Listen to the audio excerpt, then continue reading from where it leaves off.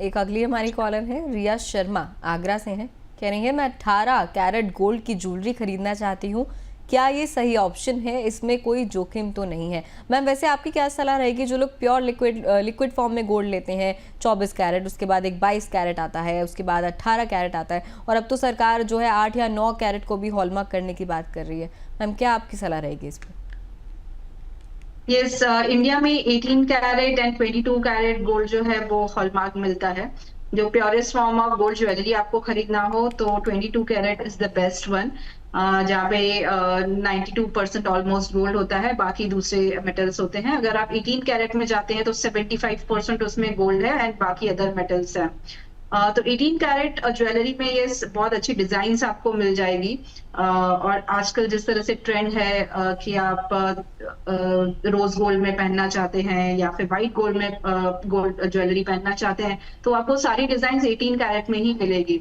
But I would say rather than that you should go for 22 carat gold, जहां पर purity काफी अच्छी होती है और आपकी रीसेल वैल्यू काफी अच्छी मिलती है। अगर आपका मेन पर्पस है कि आगे चल के आपको ये इन्वेस्टमेंट की तरह रखना है, आगे चल के इसे आपको रीसेल भी करना है, तो you should always go for 22 carat jewellery. But otherwise आप अगर फ्लॉन्ट करने के लिए, डिजाइन के लिए अगर गोल्ड पहनती है तो 18 कैरेट भी यू कैन बाय। ठीक है मैम। मैम इसके अलावा जो ये 8 और 9 कैरेट के गोल्ड को हॉलमार्क करने की बात हो रही है, ये किस तरीके का गोल्ड होगा? सी 10 कैरेट्स की बात चल रही है क्योंकि वेस्टर्न कंट्रीज में ये काफी ट्रेंडिंग है।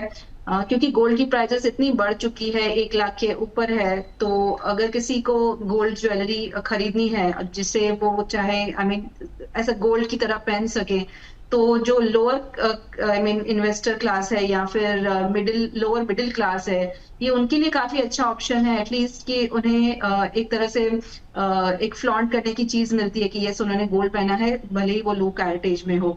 तो लेट्स सी उसमें अभी हॉलमार्किंग हो रहा है कि नहीं। सो आई वुड रादर से जब तक हॉलमार्किंग नहीं आता तब तक डोंट बाय दैट ज्वेलरी। अब जो भी ज्वेलरी खरीदें जरूर देखें कि आप BIS सर्टिफाइड ज्वेलर से खरीदें और वो ज्वेलरी हॉलमार्क हो। चलिए ठीक है, ओके मैम। इसके अलावा गोल्ड म्यूचुअल फंड में SIP की सही स्ट्रैटेजी क्या होनी चाहिए किसी भी निवेशक के लिए, और क्या ये निवेश जो है महंगाई से भी बचाव कर सकता है? जी बिल्कुल, क्योंकि गोल्ड फंड्स जो है या गोल्ड ETF जो है वो गोल्ड की प्राइसेस को ट्रैक करते हैं, तो इन्फ्लेशन हेज तो है ही है। एंड जैसे मैंने पहले ही बताया 15 to 20% आपका पोर्टफोलियो जो है वो गोल्ड में जरूर होना चाहिए, तो आपके रिस्क एडजस्टेड रिटर्न्स बहुत अच्छे हो जाते हैं।